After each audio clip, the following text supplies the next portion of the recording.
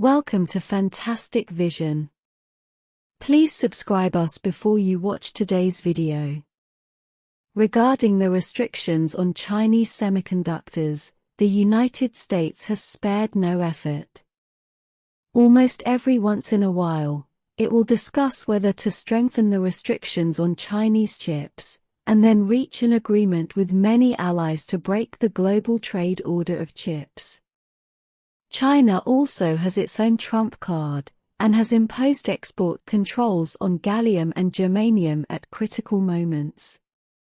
The reversal came too fast. Not just gallium and germanium, China's new round of countermeasures suddenly announced that it would also impose export controls on drones. Foreign media said that Biden was heartbroken. Chinese drones are subject to export controls to the United States. China is a major producer of rare metals in the world, accounting for most of the output of rare metals. The world's main rare earths, gallium, germanium, antimony, and other key rare metals are exported from China to the world. Coupled with China's advanced technology and equipment in rare metal processing and smelting, which can provide high-quality rare metal products, most countries in the world rely on China's rare metal industry, and the United States is no exception. In key industries such as semiconductors, electric vehicles, and military industries in the United States, China's rare earth and gallium-germanium materials are inseparable. The key is that China has already imposed export controls on these materials. At the beginning of the year, China announced a list of prohibited and restricted exports, including the refining and processing technology of rare earths. In early August, China also imposed export controls on gallium and germanium, and the United States felt very anxious. Because gallium and germanium are some of the key rare metals widely used in the electronics and semiconductor industries, including chip manufacturing. Due to the close connection of the global supply chain, the United States does not have a strong gallium and germanium industry chain strength, and can only rely on imports from China. Without the supply support of Chinese gallium and germanium, it is basically impossible for the United States to find a stable supply system. The reversal came too fast. Not just gallium and germanium, China's new round of countermeasures suddenly announced that it would officially launch operations against drones.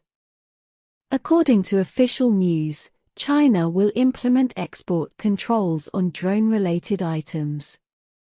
Starting from September 1st, Chinese drone manufacturers need to obtain a license when exporting drone products within the scope of the regulations, otherwise they will not be able to export to other countries.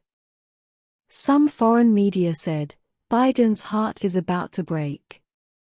First came the restrictions on gallium-germanium materials, and then the restrictions on drones. It may not be so easy for the United States to obtain drone technical support from China. We must know that China has a strong strength in the field of drones. Chinese drone manufacturers occupy an important position in the global market with advanced technology and rich experience. In particular, DJI's drones are sold well all over the world. Its drone products cover aerial photography, agriculture, logistics, etc., and have competitive advantages in terms of performance, quality, and price. Western countries rely on Chinese drones in many aspects. The US drone market is mostly Chinese brands, which are favored by American consumers with their cost-effective and product quality advantages.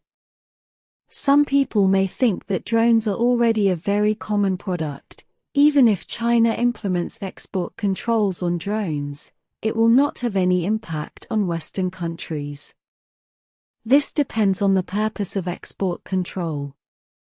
China does not intend to impose export controls on a certain country, but based on its own national security considerations, it has strengthened control over the core technology of drones. Prevent some countries from using China's drone technology to carry out black flights, or appear on specific military occasions. DJI is a private enterprise, and its drone products are only used in the civilian field. However, the United States seized on the strong performance of DJI drones, slandered DJI as not a purely private company, and specifically included DJI in the entity list. The consequences of US companies sanctioning China are obvious.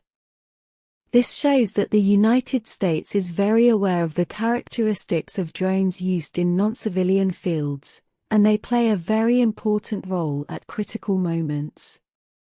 However, this will also bring unnecessary attention to DJI and affect normal business activities. China's attack on drones also proves one point, that is, China still has cards to play, and it does not only have to take export control measures on rare metals. The US thinks that it has the confidence to grasp the technological advantages of the semiconductor industry, but it ignores China's deep participation in the upstream and downstream industrial chains of semiconductors. The United States does not ship chips, and sooner or later it will realize the importance of the Chinese market, because American companies need to survive and make money in the Chinese market. The United States does not give American companies the opportunity to make money, so how can it invest in scientific and technological research and development to feed a large number of American people? The result can only be to fall into the quagmire of economic development, join the upsurge of layoffs, and continuously reduce operating costs. China holds a huge consumer market, and a large number of industrial chain companies are making independent deployments. They can also find their own development direction without relying on American technology. On the contrary, the United States has voluntarily abandoned the consumer market and pushed American companies to the forefront. The United States is not the only one that implements export controls. After all, the United States will know what the cost of injuring the enemy is 1,000 and self-injury 800.